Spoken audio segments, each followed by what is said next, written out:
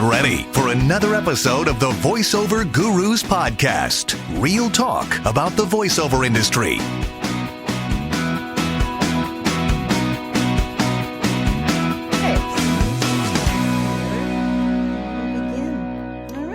Welcome back to another episode of the Voiceover Gurus Podcast. I'm Linda Bruno.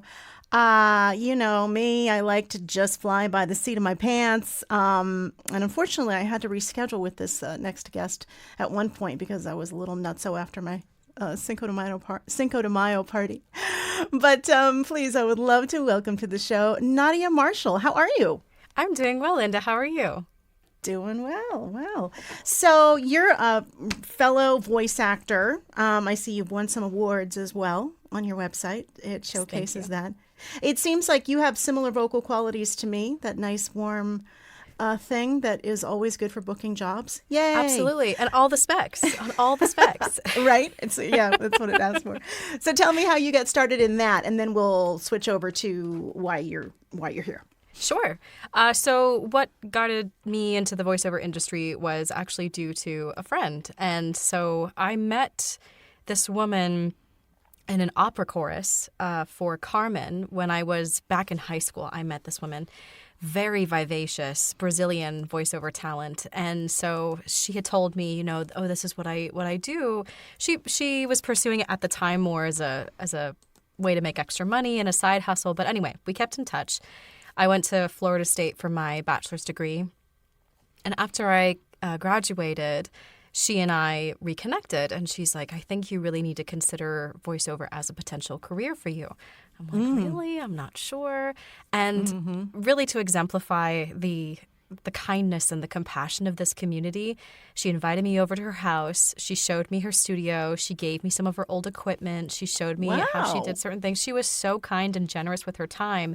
Yeah. And a few months later, I booked my first job. So it really comes down to Sumaira and her kindness for getting me started. Wow, how generous as well. Absolutely. And we all need that first inspiration. I love to hear that too, of who gets you, lights the fire. To do this business. Yeah, and I mean, it helps when you have someone to show you the ropes. I know some people don't necessarily have that and they have to do it all on their own. But again, This community is so welcoming and compassionate. And if anyone has questions, most people are willing to give any sort of answer or point you in the right direction or send you a resource. So yeah, her kindness really, really showed the way. That's great. So when did you give me the year before? Because I think you met her. When were you doing the opera? Well, that was when I was in high school. So we did the opera. I remember. Okay. Yeah. So we met in 2010, but the time I booked my first job, 2016. But I really didn't know what I was doing, Linda. I was just trying to figure things out on pay-to-plays, and I was like, well, let's just throw stuff on the wall and see what sticks. And finally in 2019, I started to see, okay, you know, I keep sort of plateauing. I want to see if I can make this a career instead of just a little hobby or a side hustle. And so found Jamie Muffet, and he pointed me in the right direction to a lot of people. And so, again, kindness of somebody else. But yeah, so 2016, I guess you could say is the start, but not really. That was the fumbling years. That we've all gone through. That's great. So now you say, are you full-time voice actor? Yes, full-time. Mm-hmm. Oh, wonderful. How many years do you think when you started in the fumble period of 2016 to when you became full-time? How long did that take? Well, I became full-time in 2022. So, you know, career kind of started in 2020, but 2022 is when I became full-time. Mm-hmm. That's great. Now, were you working a regular job too? I was working a part-time job as a marketing assistant for a nonprofit opera company at the time. So it was sort of juggling doing that work and then trying to do voiceover and then trying to also sing as an opera singer. And it was like something was always on the back burner and I didn't want it to be voiceover all the time. So I was like, all right, time to take the leap and, you know, shift over to make this full-time.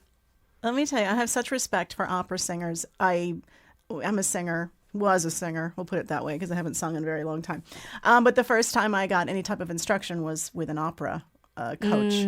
Wow, respect for that, because singing arias and the perfection and the stamina that goes into stuff like that, it's unbelievable. Yeah, I it's a didn't crazy last very career. long, but Oh, it was a good foundation. It's okay. I switched to like rock, and then I did jazz, Oh, and nice. because opera was really like very nice. Yeah. So you said you went to Florida State. I did for my bachelor's degree in vocal performance. Hmm. Oh, very cool. I went to UF. Oh no! I went to University of Florida. Uh-oh. I know, right?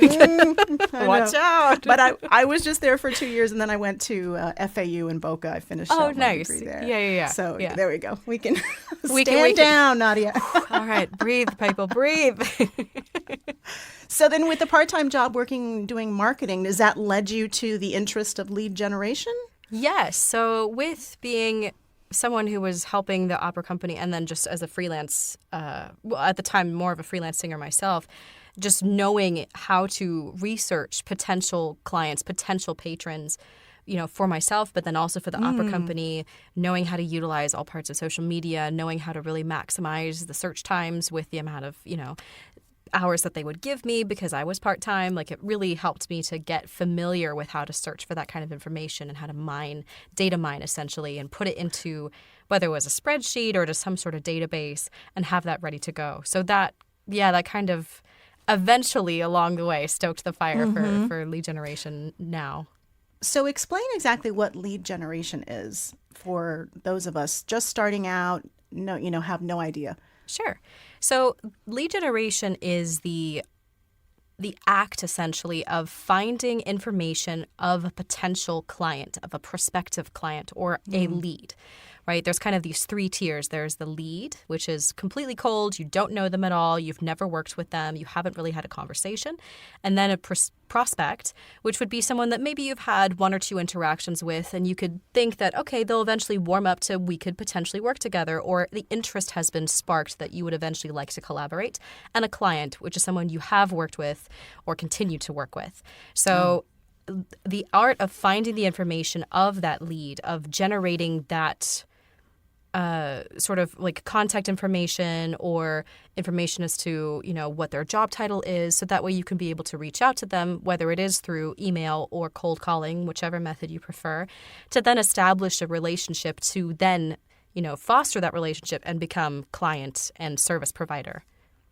It is difficult to find the leads. I mean, that is so hard. I would say that's one of the toughest things to do in voiceover. After you've gotten your talent, like, you know where your Right. gifts lie and you've had training.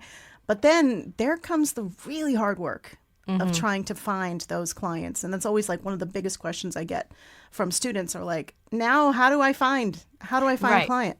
Exactly. And I'm old school with, I have a CRM. Nice. So I use it. Do you advise that folks Oh, get one of those absolutely. client I think when you're first starting out, maybe you can handle a spreadsheet, but we're only human and we can only handle so much in our brains at once, that having a system that can kind of streamline that for you takes off even more of that stress off your brain, and so you can be in the booth and do what you do best. Do you recommend a particular CRM? I know that a lot of people have different choices. I personally use Nimble, but that's only because I knew quite a few people that had sort of help as to Nimble. I could see lots of YouTube videos on it. Mark Scott has his Nimble course. So there are quite a few resources available. But I know some people like HubSpot. Some people may like even Wix's built-in CRM, VoiceOver View. You can think of it kind of like a CRM. So there are quite a few Right. options. A lot of them offer free trial periods. So if you're willing to, I know it's not the sexiest thing to do, but if you're willing to give it a try and see which one kind of fits your brain and makes sense for you, yeah, I think a CRM is always a great tool. But I would say everyone's built differently. Everyone's mind works in different ways, that what may work for me and what may work for you may not work for Jane Doe. So it depends on Right. who it is. I advise my students initially, especially when budgets are of concern, I say, if you're good with an Excel spreadsheet, at least start to get yourself organized. Yes. But I also use Nimble. I find Nimble to be very effective. But I'm a big fan of those trial periods of some of these. Oh, yes. I'm always signing up for stuff And you're like, oh, because I right. want to check it out. Yeah, exactly. And there's always something new coming out and a new app or this and that, and it's fun. So, okay, I agree with you with the Nimble thing. Because it is important also to stay up to date with what prospective clients are doing. Yes, absolutely. And that's kind of where social media can come into play. I understand that not every single person may be social media inclined, and that's fine. But even if you are sticking to one platform in particular, whether that be LinkedIn, whether that be Instagram, whatever, again, works for your brain and what makes you more excited to put in that work every day or every other day, whichever, time you have allotted to that. But social media can give you that extra little bit of, oh, well, they were just on a shoot. Okay, well, let me see. Oh, they just posted about some behind the stage or behind the scenes kind of pictures of their recent shoot, and that's the creative director. Let me comment on it, and then you can sort of have that relationship rather than feeling like, okay, well, I just emailed them last month and I don't want to be annoying and I don't know what to say right now. So it kind of fills in the gaps in between those out of the office notices, new demo notices, or holiday hour notices. That is a stressful part of it because you don't want to be annoying. And then there's some people that have so much courage that they don't care. I mean, and they go for it. More power to them. I mean, that's a special kind of just, I don't care anymore, that I'm just going to do it. I kind of admire that. It scares me. I know. Me too. Me too. I'm like, okay, someone has to do it. I'm not a cold caller. I hate cold calling. So my method of choice is usually email. Same. But some people are like masters at cold calling and they know. But the other difficult part too is how do you get a hold of anybody these days? Like via phone. There's always the gatekeepers and the screeners and that in itself is a challenge. Right. Because, thinking of myself as a person, if some random phone number comes on my screen, I'm like, who's this? And I just have my Google Assistant screen the call or I just hang up. So, if you're willing to check your messages or if their voicemail inbox is not totally full, you may have a chance. But, I think email, but again, that's how our minds work, that email just seems a little bit safer and, you can type things out ahead of time and, yeah. Mm-hmm. And schedule your sends and stay organized with that as well. Do you think that there's a particular social media channel that is better than another to stay up to date with what a client's doing?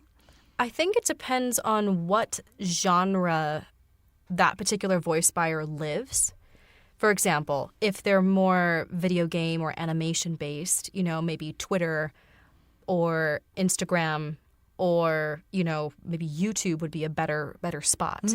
But then if you're on LinkedIn, your e-learning, your explainer, your commercial people will definitely be all over that. So, depending on what you want to focus on, and maybe more than one or two.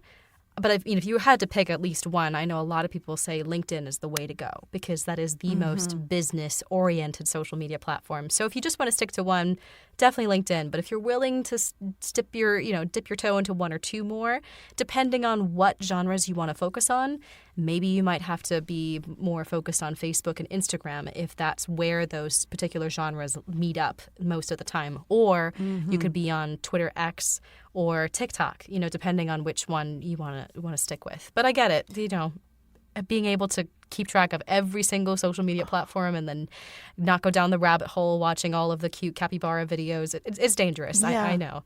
Yeah. It's overwhelming too. When you're just starting out, you don't know. I'm overwhelmed. I've been doing this for a million years, and I don't have the patience. Oh, thank you. I know I'm 1,000,001. I don't have the patience now. I'm in my 50s where I'm like, just give me the line that's going to get me quickly from A to B with the least amount of stress. Yeah. So that's why it's like, okay, I know LinkedIn is great. I'm on LinkedIn, but I'm really bad about updating. I'm really bad about posting stuff because that's the other thing as well is you need to, keep things flowing. And that's a lot of work. Yeah. Otherwise, unless you outsource that, to someone else, or if you're more inclined that is something that you enjoy, but maybe you hate writing the initial emails to that person, you figure out what you want to outsource and what you have time for, and then you can be able to have that more consistent idea on LinkedIn. But even if you only post, some of our potential clients, some of our prospects, they may only post once a month as well. They may not be posting every single week or every other week. So, if you're in the booth and you're making your money and you're staying busy, that's fantastic. But if I can only allot posting to LinkedIn maybe once or twice a week, then great. There are ways that, like you said, you can schedule things ahead of time, which I think has helped immensely just to get it off your plate. If you're saying to yourself, okay, this Monday from 10:30 a.m. to 11:30 a.m. is just my social media scheduling time. Right. Boom, you can get it all done right then and there, which helps a lot with time management. So I call it Social Media Mondays. And I stay home that day because I have a physical studio and I have students that come here, and this is where I do my voiceover work. So on Mondays, like Monday morning, I schedule from like 9 a.m. to 2 p.m. It's my social media, and I don't wind up working on social media. I wind up working on all other crap that I have to get done. And it's terrible. Also, I'm thinking, okay, it's Social Media Monday. Boom, I'm completely dry on creativity. I have no ideas on what, because some weeks I'm good and I'm like, okay, I'm going to plan these posts, and we use Loomly. Do you know Loomly? Yes. Yeah. And it's I like that because it gives you the ideas and says you might want to post about this to your audience. Yeah. Mm-hmm. But I don't know. What about if you have mental blocks? What do you have creative blocks? Oh yeah, that's always the question. I think some people use a variety of different methods, whether it is, if you're more of a type A person, maybe you might want to write down when you do have those kinds of creative thoughts because you're driving or you're on a walk or you're in the gym, doing something else, and you're like, this is not when I'm planning to think about this, but it's just entering my head because that's always how it happens. Even if you have some sort of content strategy document that you can have listed out for when those days come by and you're like, I cannot think of anything. You look at that content strategy, you're like, oh, well, I forgot that I had that idea. Yeah, okay, let's try that. Or some people maybe, if you prefer to use like a chat GPT or something of that kind to kind of like, hey, give me some inspiration, give me some ideas. That can also be a helpful way to kind of, get the creative juices flowing through the help of, chat GPT. So content strategy document sounds very fancy, Nadia. What the heck is that? Believe me, it's not as it sounds fancy. As an opera singer, I'm used to you sound all fancy. business-like, Yeah.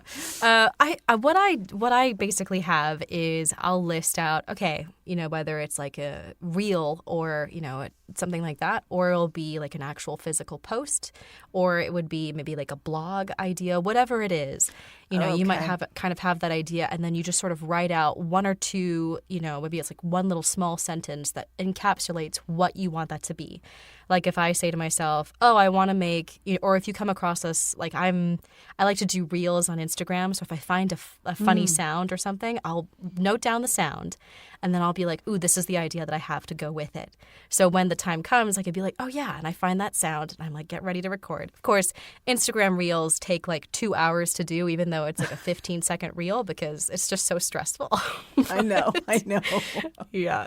So the consistency, though, because I love Instagram and I like posting reels as well, or stories. But yeah, so frequency, though, I'll go through this creative burst and I'll be like, oh, I'm posting 10 things. And then I don't post anything for like 2 months. Yep. And I don't know how to, I don't know how to fix it, Nadia. I don't know how to fix it. It comes back down to the scheduling thing. If you all of a sudden have that creativity batch and you get 10 videos done at once, then you can kind of schedule it out and be like, okay, well, this is going to go on Wednesday. This is going to go on Thursday. This is going to go on whatever. Or, I think the scheduling feature has really changed the game, rather than feeling like, oh, I have to remember that at Wednesday at 5:35, I have to log into my account. And, so now you can have that scheduling ahead of time, that it can be kind of off your mind, and you forget, oh, I already scheduled that to go out. Okay, great. So that does help things. Or if you want to have like that document, the content strategy document, you could list, oh, on Mondays I'm going to do this type of reel. Maybe on Tuesdays is going to be a testimonial post. And then you don't have to worry about necessarily, that is still consistency.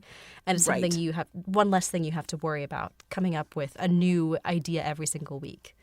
Yeah, those are great ideas. I love the organization factor too. I'm a big organizing type of person. I feel like, though, how this business is so difficult, but it really does behoove us all, if we can, to be good at business as well as the creative side. And I feel like at this point, so many years of doing voiceover, I've developed my creative side to a point where I'm almost diminished some of my my business side, which I'm trying to rectify that. So, for voice talent, we have to find that balance that, you can still be the fantastic performer that you are, but then run a clean, efficient business that hopefully turns a profit. Right. I think that's the biggest struggle. Like you mentioned, our biggest struggle is figuring out, okay, well, what to do, how to make this content, how do I find these clients, but also how do I toe the line between being the creative person that these people want to collaborate with versus I need to pay the bills, Right. And it's just, there may be some times where if you think to yourself, okay, SEO, that is my main focus for these next 2 months. And then maybe you forget about the LinkedIn, maybe you forget about the lead generation, and that's okay because those seeds that you're planting for making your SEO really grow will be gaining fruit maybe several months down the line when a client finds you because of your SEO, and then you just get a job. So I think it's being willing to try different things or be willing to experiment and see, oh, well, that really worked for me. Oh, well, that really did this. And knowing that, as we know in this business, this is a marathon, not a sprint. And sometimes we have to try different drills or change out our shoes. What works for you. Exactly. We have to see what is going to work to keep us in the marathon that is a voiceover career. So now you teach a course on this? I do. I have an online marketing course specifically about lead generation for voice actors. And it is online and it's hosted on Kajabi. So I know a lot of other courses are on Kajabi, so people are familiar with it. But it is, there's several different modules. There's several different bonus materials as well to help people, like, say, for social media, like knowing the job titles that your voice buyers would use on social media, or knowing the hashtags that they would be using on social media and how you can then find them, things like that. And it is a course that you would have lifetime access to, and it would dive really deep into seeing a good example, a not so great example, and why those two are what they are for each particular method to find a lead. Interesting. And this is all like you self-propel yourself through the course. Yes, exactly. You learn I'm not these phrasing methods. That right, but you know what I mean. Right. I don't give you too many homework assignments, but like little tiny activities to keep you like, oh, okay, well, this is what I learned, and now I can apply it myself and things like that. So it is an online course that anyone can be able to access and utilize, or you can send it to, if you have hired a lead generator, you can then have them take it, to then be able to have them be able to find your leads more efficiently. So when you're paying them, whether it is by the hour or by the lead, you can get efficient, good leads every single time. So how do folks find your course? Absolutely. So my course website is leadgenerationblueprint.com. That's where you can find everything. I got some freebies there. So if you like your freebies, you can go in and grab your freebie. And, I have some ebooks. And then I also, of course, have the main course, which is called Lead Generation Blueprint, the Ultimate Guide. So that's where you can find the course and the ebooks and the freebies and all things you need to know lead generation. So that sounds great. I think I need to take your course, honestly, because this is one arena. The water's warm, Linda. Hop on in. It's one of those things that I need to know more about, if anything, not even just for my own career, but to advise other people to say, this may be the right direction you're going in or not.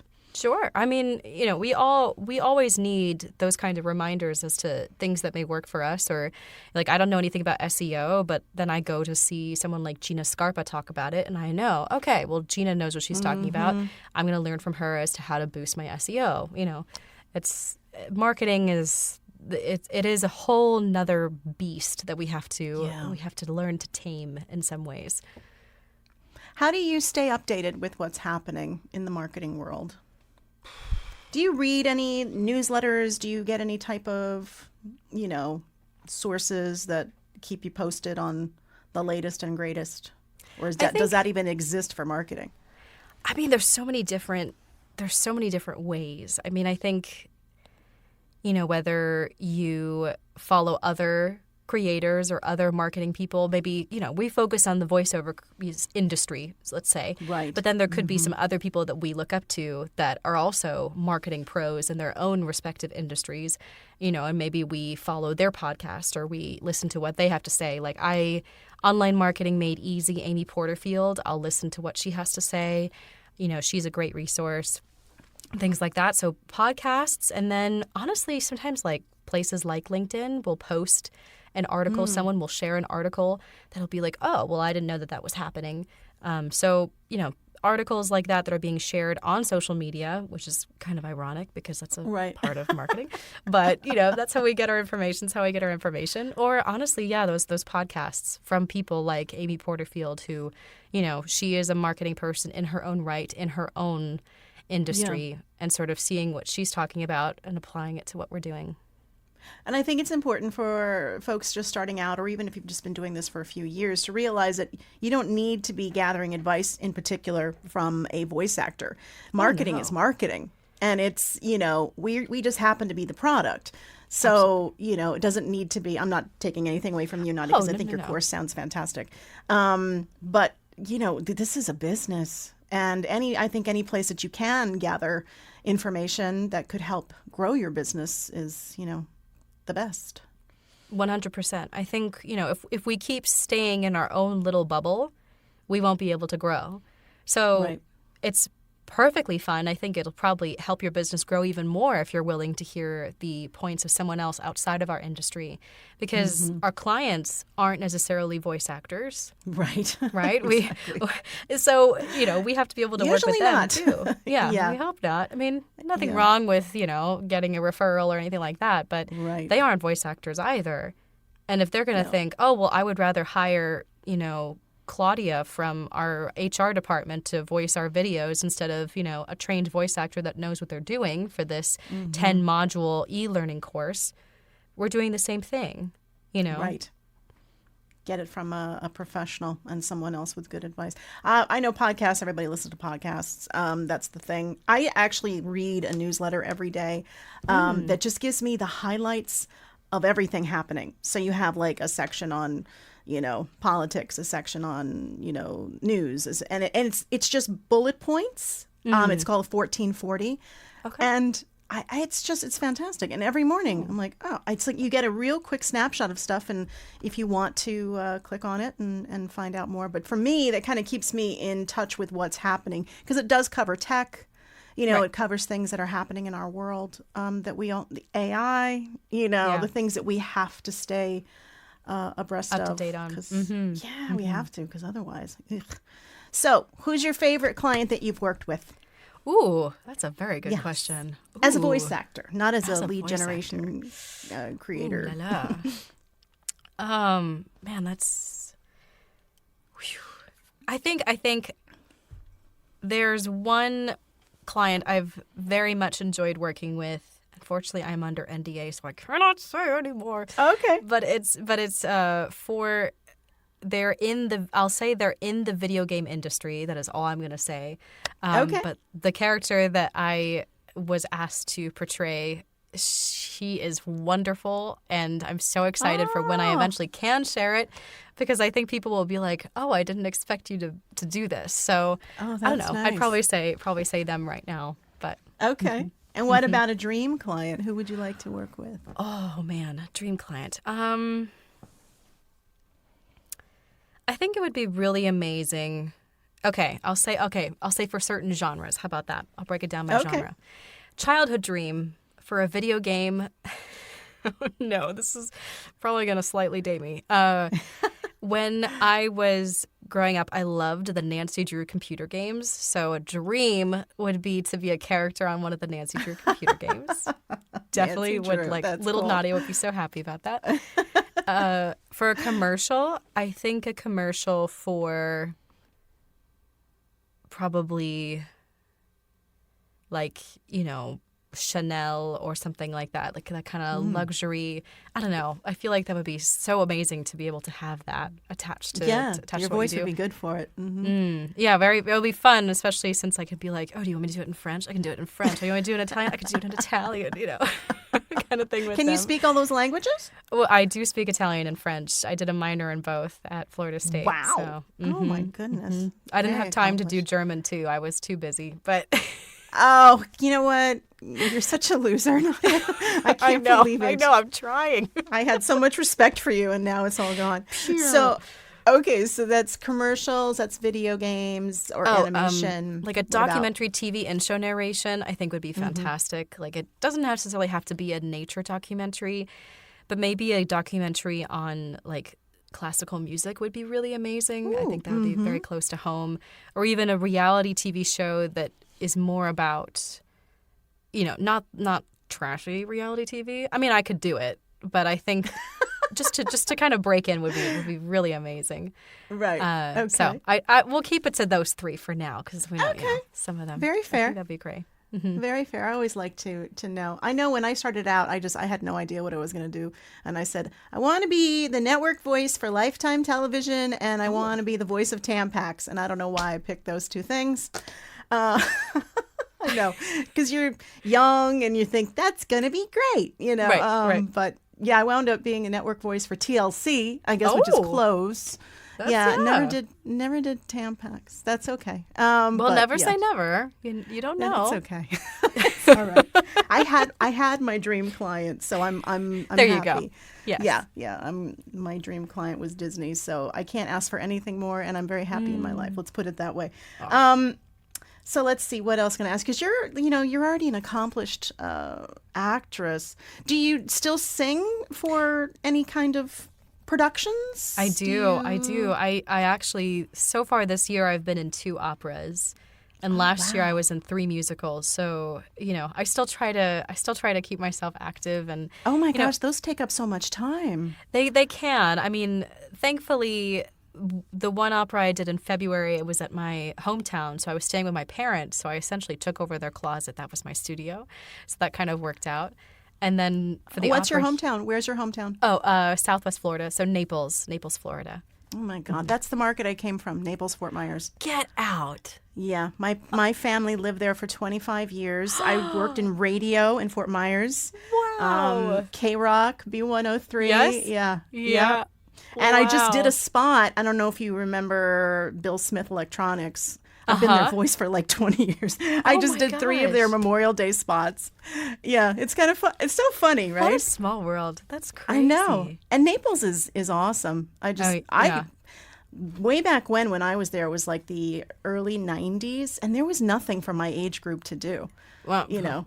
Yes, I was just going to say, growing up there was so boring. I Yeah. would not do that again. Yeah, very tough. But I think now, there's more. I feel like once you're able to A, drive your own vehicle, and B, be of drinking age, so many more things open up there for people, which is very sad to say. But I think there's more like social dancing. Like I love social dancing, like Latin dancing and things like that. So I think, there's definitely more opportunities there, which is like, great. I don't have to drink, or I don't have to go to the beach, or I don't have to drive everywhere in order to enjoy myself. So that's kind of nice that they have that available in that area. That's great. Naples. Whereabouts in Naples? You have to give me an address. Oh, yes. So it's actually probably like North Naples area, kind of not far from, I wouldn't say vineyards, but like kind of not that far from that area. Okay. My parents had a house out in Golden Gate. Okay. Yeah. Yeah, that's far. That is a bit far. Towards Yes. more central Florida. But yeah, they had 3 acres of land in this house. They had like, bears. My mother would have black bears. Yes. Oh my, stuff that would freak me out because she'd Yeah. be telling me about it, and I'm up here in New York, and I'm like, Ma, you're 65, and you're dealing with a black bear. Not cool.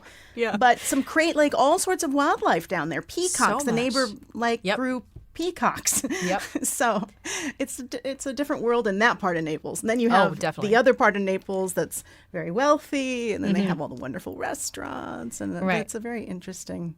It's city that has certain elements to it that you're like, oh, I didn't expect that. Or, oh, this is kind of okay.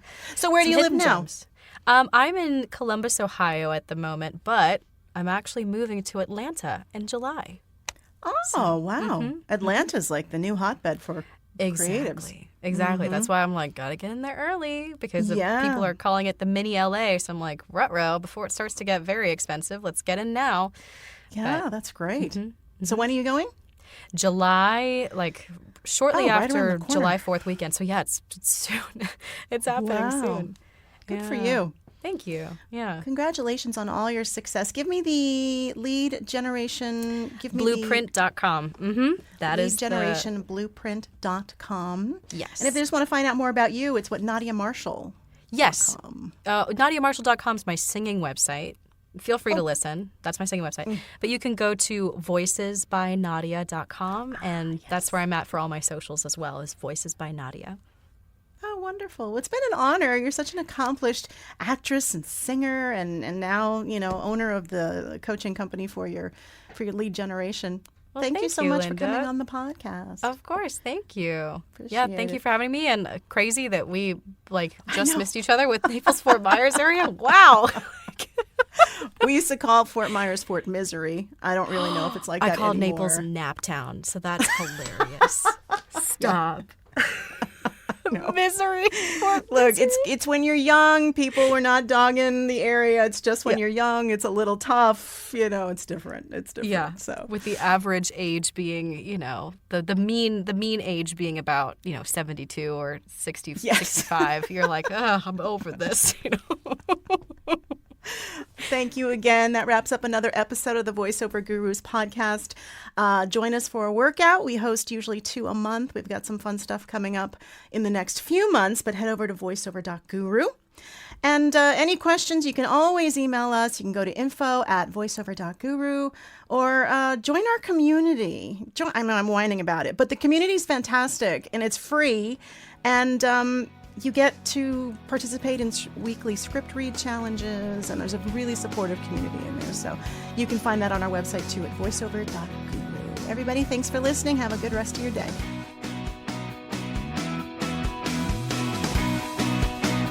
Thanks for listening to the Voiceover Gurus Podcast. Real talk about the voiceover industry. Learn more about us and get coaching at voiceover.guru.